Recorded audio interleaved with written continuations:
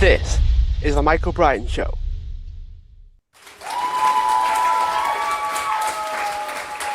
Hi everyone, welcome back to the show, and I am joined with Terry Mendez, who is the CEO of Safe Harbor Financial. So we are discussing finance, tech, and how it improves the cannabis industry. Terry, thanks so much for joining me. No problem. Nice. Thank you for having me. So I thought we'd start with a bit of your background, really. How did you get involved, and what's your experience in the cannabis industry so far? Yeah, sure. So, I came out of the Big Four. I was at Arthur Andersen, at Deloitte and Touche. I was a technology, media, telecom guy. Jumped out and out of the Big Four after turning down a partnership opportunity. They wanted to relocate me and my family to Poland. Didn't want to go there, so I jumped into companies like Broadridge, Arrow Electronics, Hitachi, and really dug into the technology side of the world. It wasn't until I started my own company in 2016, and in 2019, I was approached and asked if I could help a struggling cannabis company turn around. We did that. We raised a new cultivation. We launched a luxury dispensary in Aspen, and we really created these what I would call customer-centric circles that told us what they wanted us to plant and turn that company around. That initial experience led me down to Nature's Medicine slash Pure Life, and I helped that multi-state operator get better and improve their operations, improve their valuation, and then sold off 7 out of the 8 states that they were working in. And so my path to Safe Harbor was really about getting to understand the cannabis industry, having a background, Wharton graduate, and having the background in other industries, and being asked by Sunday, our former CEO, take a look at what we're doing and tell me what I can do to grow. And when I presented to her, she said, let's talk to the board. I presented to the board, and they said, well, will you consider doing this with us as co-CEO? And Sunday quickly said, no, I think he should do this. I'll be there in his support team, but he should do this as the CEO, and let's start making that transition as she desired to retire. And so here I am, and it's been drinking from the fire hose, running uphill at the same time, and this is a great opportunity. Be really curious about how different industries interact. So, how did your experience in tech and that side of things impact your ability to grow Safe Harbor as well? Yeah, so look, I tell people all the time, business is a business is a business, meaning we have customers, you have vendors, you have sales and expenses. The secret sauce is in between is understanding the whys. Why do customers buy from you? Why do the vendors work with you? How can you encourage customers to buy more and vendors to give you better pricing? Why do employees, work for you? And what can you do to make the environment so that the employee organization is bringing forth ideas to better the relationships with both your customers and your vendors? That's the essence, whether you're inside cannabis or you're outside of cannabis. What's unique about cannabis is that it was federally illegal it's still federally illegal. It's only state legal, and it's only state legal in a handful, in a number of states. And so when you think about that, you sit back and say, there's a uniqueness here because you don't have the same tools you would have to run a federally legal business that you would have to run a cannabis business. So every area needs to really be examined and dialed in. So, when I think about the different industries, experience in marketing, experience in public relations, experience in technology, experience in selling, the ability to go in and talk to a trimmer and they understand you and be able to talk to the board, that's what I'm bringing to the table with the background that I have. I'm actually quite interested in some of the different ideas around it because you said it's state legal, but not sort of, I guess, entire country legal. Mhm. How do you navigate that when you've got so many different regulations, and I imagine it's different from state to state as well? How do you navigate that, the different rules and regulations, even cross-border differences? It seems like quite a complicated problem. So there's no interstate commerce in the cannabis industry. So you can't grow it in California and sell it in Colorado. So it has to be grown and sold in the state with it where it's legal. And every state has its own regulatory body, and the rules for every state are very different. And so as you're operating a multi-state cannabis operation, you have a compliance team internally that keeps you legit to the rules because you don't want to have that license. It's a very hard to get license. It's expensive to get the license. The initial capital startup cost is quite high. And so you don't want that license to get pulled, and you want to be able to protect that license as best you can.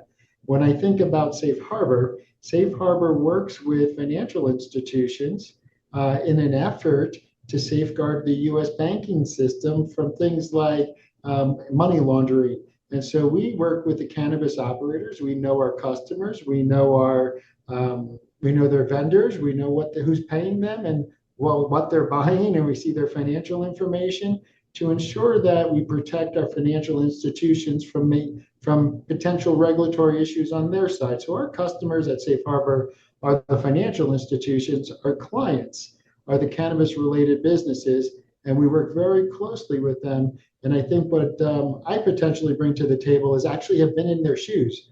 I've run dispensaries, I've run extraction facilities, I've raised cultivations, and so I can talk shop with them very differently than how others can talk shop, perhaps, that are competitors to Safe Harbor.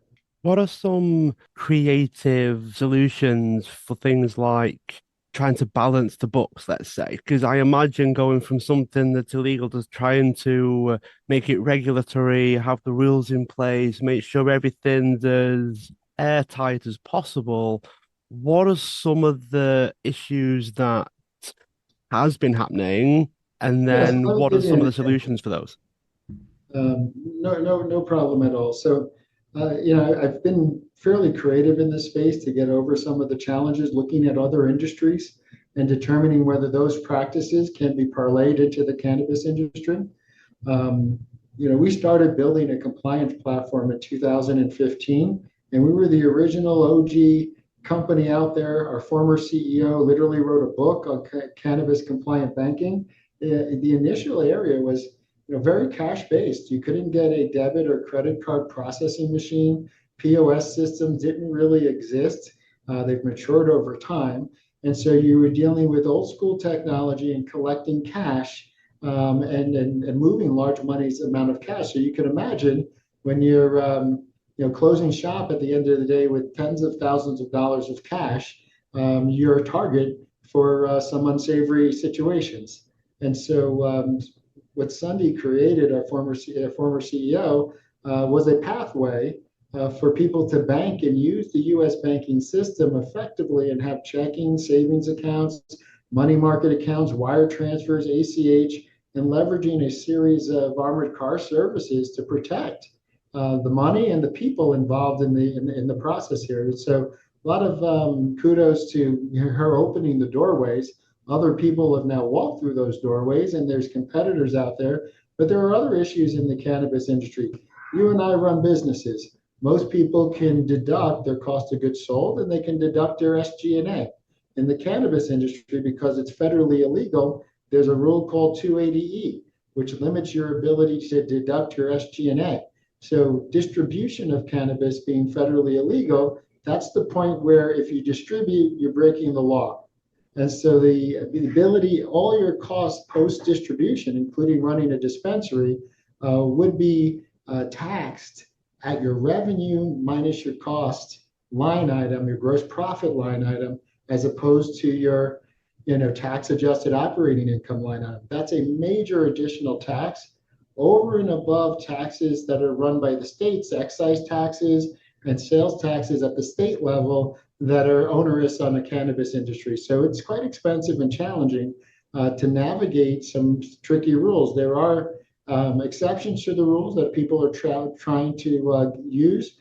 For small businesses, for example, you can do a 471C election, and that 471C election allows you to put more of your SG&A into cost of goods sold, but there's rules around that, and that determination hasn't really been challenged in the courts.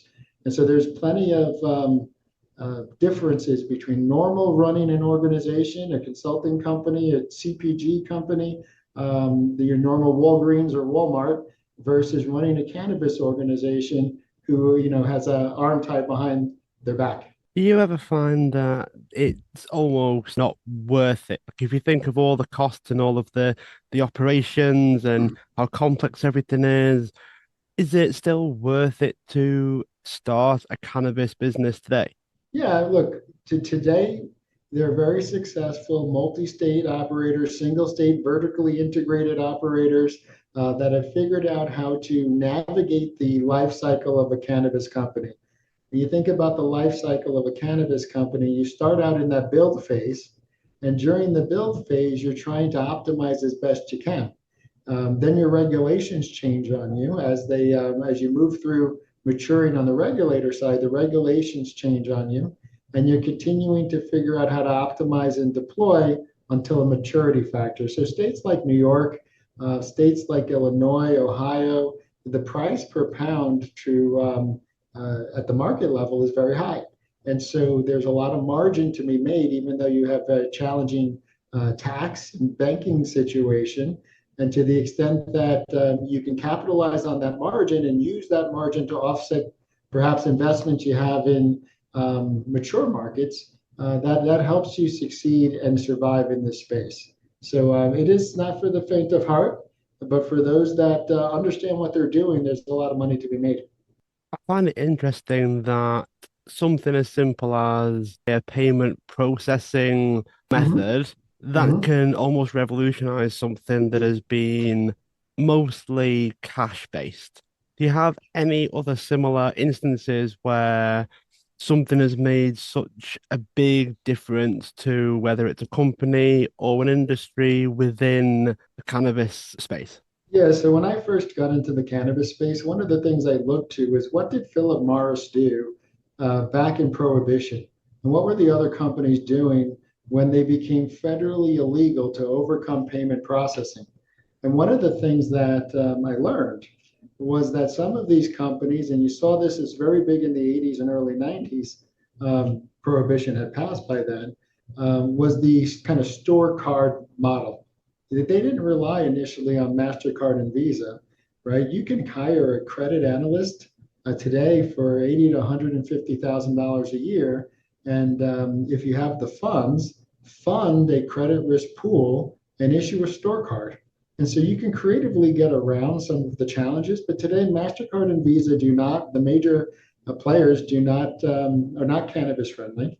There are options to offer cashless ATM services and POS connected debit card services in the marketplace. So you can use your debit card, or you can walk in and there's usually an ATM machine in a dispensary to settle for cash, or you can have what's called the cashless ATM. So there's definitely options out there for dispensaries, but all those options kind of flirt in the gray area of what is allowed under the MasterCard Visa rules that exist. But if you want to get creative, create your own fund and get your own credit analyst and create your own store card. You and I and our parents all had these massive wallets of every store you ever went into that had a 10% discount, you signed up for their credit card. Many companies went out of business by overextending themselves, but today we're smarter than that. And I think we could, navigate that successfully. I'd be curious about what have been your lessons leading companies, being a CEO of a company as well. What are some of your big takeaways so far? I tell people when I started my company, Amos Advisory, and when I went into pitch for folks here in the Denver, Colorado area, and throughout the Midwest, really, I would tell people, look, I've never given up my New York style. I'm a high-paced person. Grew up in that environment. We make decisions quickly. We chase down opportunities, and we clobber problems as quickly as possible. And so that's the kind of energy that I'm going to bring to Safe Harbor with the idea that says, look, and I introduced my team. When I was introduced to my team, one of the things I said was, look, I'm a Generation X, New York, Puerto Rican, certifiably crazy, meaning I move very, very quickly, but I'm not a banker. And I'm not here to do banking. I want to listen. We have a great team, and I'm going to listen to you, and we're going to nurture and continue to grow the banking side of the business. I'm, understanding of compliance, being a former auditor as well as a chief audit executive for our electronics. And so I have a good passion for that, but I want to grow and I want to build businesses over what we've already built that help our cannabis clients really think and address some of the challenges to growing profitably. How can I lower their cost of production in various areas given the massive amount of data that Safe Harbor sees? We have just cleared recently $25 billion in depository activity. That is a lot of activity. And then, given that I know my customer, given that I know who they're buying from and who they're selling to, can I create something that allows them to be more successful? And I think I can. Does it ever, I don't want to say frustrate you, Terry, but does it ever limit how you do things? If you think of other industries, they're potentially easier to run, easier to grow. Do you ever feel like the limitations are truly limitations, or do you reckon there's always a solution? There's always a solution. Look, I think everyone looks at the industry and says, because there's risk associated with the industry, let's figure out how to get more money. It's no different than the contractor that pulls up to your really nice home and says, this person must have money, and therefore let's price this a little higher. The entire industry is like that. And so there's a cannabis tax associated with the entire industry. Equipment that I can buy from Germany because they're selling into the cannabis industry is 15, 20, 25% more expensive because it's a cannabis related business. So you have those challenges, but you also have a plant that in some markets, wholesale sells for $2,000 a pound and retail could sell, for over $4,000 or $5,000 a pound. And so you have the money to do it, and then you have to figure out a way to get the providers to work with you in conjunction with you for your success. And that's why, when you look at a Porter's Five Forces model, the relationships you have with your vendors are almost as important as the relationships you have with your customers, because your vendors are really going to help you move the needle, particularly when financing in this industry is very difficult. And so, if you're looking at financing and you don't have assets to collateralize, the only thing that you have really is a license. And if the lender is not willing to run a cannabis organization, or perhaps is not allowed to run a cannabis industry organization, it's really kind of a working capital line, which is higher risk, which is priced at a higher rate. So I think, yes, there's always a way. I think that those ways, though, are much more creative in this market until we get to a point where we're somewhat federally legal. To flip it on its head a little bit, is there anything that is easier in the cannabis industry that could potentially be harder elsewhere? There's two things that are great about this industry, and it's, one, something, the customer base. If you look at the customer base, the customers were, depending on the year that the customer became in the industry, or the state became in the industry. One day you're participating in and partaking in a illegal substance, and the next day it's legal if you get a med license or legal for adult recreational use. That customer doesn't change. They know their product very, very well. And the ability to purchase that legally and move customers off the illicit market into a legal market is unique for this particular industry. And I think it's a benefit and it's a challenge because there's a perspective that somehow you're going to convince the soccer mom to start using cannabis, and that's a harder sell. But folks that have grown up partaking, now it's easier, now it's safer, now it's healthier, now it's regulated. Now they can have a higher level of trust in the product that they're putting in their body. Now there's research out there in terms of health and welfare benefits. People can really be educated, and those that are educated on the product, are sticky customers. What do you think about the idea of trust? I imagine it's quite a priority in the cannabis industry? I imagine there's different variations in the products and that sort of thing. How do you think about trust and how to build trust? It's all about the investment you make in your cultivation and in your brand and in the story that you tell. You want trust here to be real. This is a very good grassroots industry and it's small enough that everybody understands if you're cutting corners in your production. And so if you're going to say you're a high-end luxury brand, like the company I worked with initially in the cannabis industry, you got to make sure that your operations are clean, that you're not remediating your weed, that you're not going and doing things that don't live up to your brand standard. And so once you establish that brand standard and the customers believe you, if you ever get notified by the Med for a recall, for example, here in Colorado, you lose that trust very, very quickly. Nobody wants to put something in their body that's going to harm them. The benefits of marijuana are well noted, but at the end of the day, it all depends on the quality of the manufacturing process, whether it's an extracted product, an edible product, or a cultivated product that you're partaking in. And so I don't fear regulation. I think regulation is good. It helps us stay true to the customer demand. How would you suppose someone listening can get a clearer picture on their brand standard, whether it's their value system, whether it's the things that they stand for? How would you suppose you could help others get clearer on their own? Every brand should have a story behind it. And a brand is very easy to do. For a couple of $100,000, you build a brand. And so the first step is to understand, should I build a brand or should I be co-manufacturing for somebody else's brand? And if you can build a brand, then the next step is, can my brand penetrate into dispensaries, presuming you don't own a dispensary, so that I can command sufficient shelf space? That shelf space analysis really has to come down to, who are your competitors already in the market, or are you first to the market? And those that are opening dispensaries and cultivations in areas that are relatively new, quickly growing, but like New York, New Jersey, and the metro area, those folks that are able to establish their brands fast will be, known.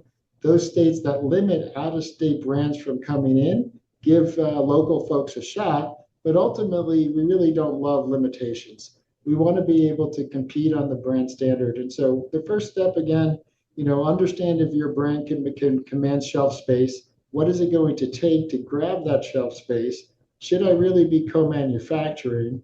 And if I command that shelf space, then can I set up my SOPs in a way that I never really let my customer down? They know what they're going to get, and that it's a repeatable standard. Really hard to do in an agricultural product. You can imagine if you grow tomatoes, you can have a tomato plant side by side, and the plants in the left side grow wonderfully, and the plants on the right side have black spots on them.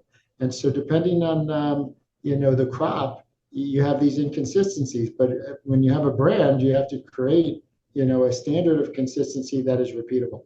Where do you see this industry going? It seems like it's been on a massive evolution over the past 3 to 5 years. Where do you see it going? We've got things like edibles and teas, and we even have restaurants and bars now. Where are things going? Where are things heading?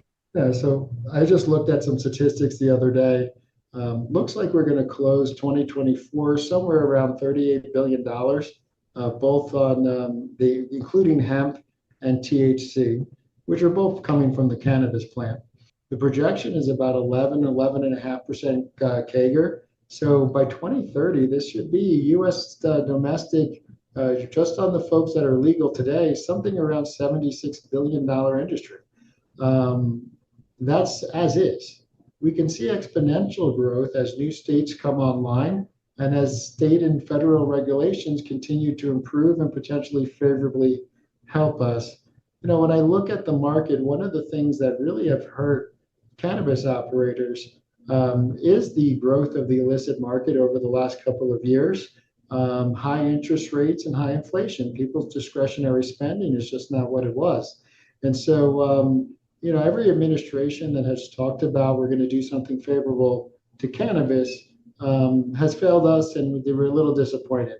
I don't know that this new administration will do us any good or harm, but if they address the things they've already promised, which is high inflation rates and interest rates and curbing the illicit markets, cannabis does well and safe harbor will do well. As I think about product, which is specifically what you're asking about, there are already very creative products out there from things that are similar to chocolates and M&Ms, and I won't say brands, to edibles, to hair products, to soaps, to intoxicating hemp products as well. And so there's a tremendous amount of creativity in the market. And so I don't imagine that that'll stop. And as it becomes more acceptable in each state, you'll see more creative products come out and be available. You won't see these products in Walmart. You're never going to see them in your Targets of the world unless federal legalization happens fully, and companies that are participating with vendors to Target or vendors to Walmart become owners of cannabis companies. I found it curious and interesting when you said that if they're able to do something about the illicit market, there will be a bit of a growth happen purely because of that. But I wonder how could we do that? If you had the opportunity to, what would make it possible? There's a little you know one side or the other, right? I'm not going to be political on the call, but I would say that enforcing our current laws go a long way to ensuring that we have a reduction in the illicit market. I don't know that there's a particular law out there that's one over the other.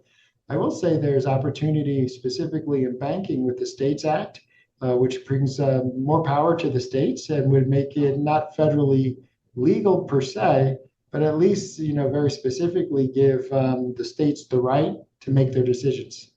That's an interesting point, actually. It makes me think of sometimes the regulation's actually a good thing. Would that make the quality go up, do you think? Do you think it's encouraging the standards and the quality and the processes to be better than if they weren't regulated, do you think? I would say if we were able to solve things like the excessive taxes as a result of 280E and the fund and de-risk lending, and really make cannabis CPG businesses on par with normal CPG businesses, the excess cash flow that is generated could be used to improve those processes and make the standards even higher naturally. I've never met a cannabis grower who didn't say that their weed was the best weed ever produced on the planet. People want to produce the best. Their limitation is the equipment they can afford to buy, the people they can afford to hire, the technology they can afford to deploy. And so while everyone thinks they're the best, and that's subject to interpretation, at the end of the day, you are making shortcuts based on the limitation of your financial capability. I imagine everyone thinks that theirs is the best. But I guess that's the nature of it, I suppose. I mean, I've never met a chef that says that their food's horrible. Exactly. So I thought I'd see, do you have any last parting advice for those that are listening? Because I think we've covered a lot, but in the spirit of leaving no stone unturned, Terry, do you have anything that you'd kick yourself if you never had the chance to share it or talk about? So I had a experience over the weekend. I went off roading and stopped at a cannabis dispensary. Walked in, and the young lady that was behind the counter said, "Hey, I just want to let you know up front, we only accept cash, and here's the ATM." And I said to her, "Well, it might be your lucky day. I just walked in, and I'm a CEO of someone that might be able to give you a better option than just accepting cash." Safe Harbor has been here in the industry for 10 years. We're a sustainable solution, and we just haven't gotten the play. We're in 41 states. I need to do something to improve the marketing and our business development in a way that allows us to be known by everyone who needs our help. And we're here to help. And so that's going to be part of my focus. this industry is an industry I believe in very highly. And I find it, I used to, let's step back. I used to run something of a diversity and inclusion practice for Deloitte and Touche back in the 90s, in the early 2000s. And when I first stepped into cannabis, I said, this is the most diverse, the true definition of diversity.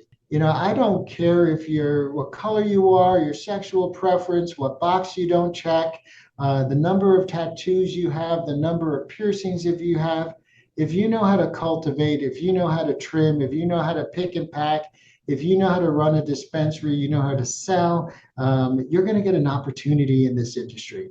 I don't see an industry anything like this. It's a wonderful industry. Over half a million, almost half a million people working inside of the industry today. This is an industry that needs to be nurtured and expanded upon. And as we nurture and expand upon this industry, we're going to see great things for Safe Harbor and other cannabis related businesses that support this industry. If we're $76 billion in 5 years, and that's an if or more, most cannabis companies' operating margin is something like, I don't know, 10 to 15%.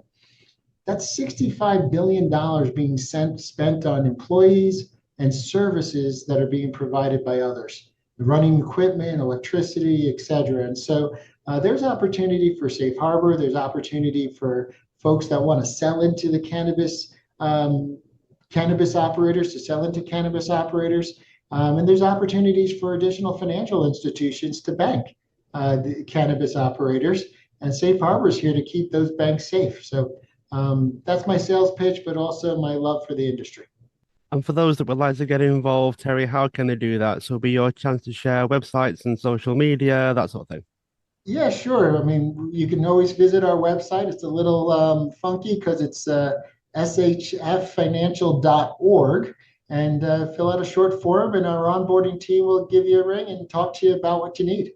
Thanks so much for being a guest on the show. Those that are listening, feel free to subscribe, share the show, tell others, and also leave a review wherever you are listening into your podcasts. Terry, thanks so much. It's been great, and I look forward to keeping in touch. Thank you.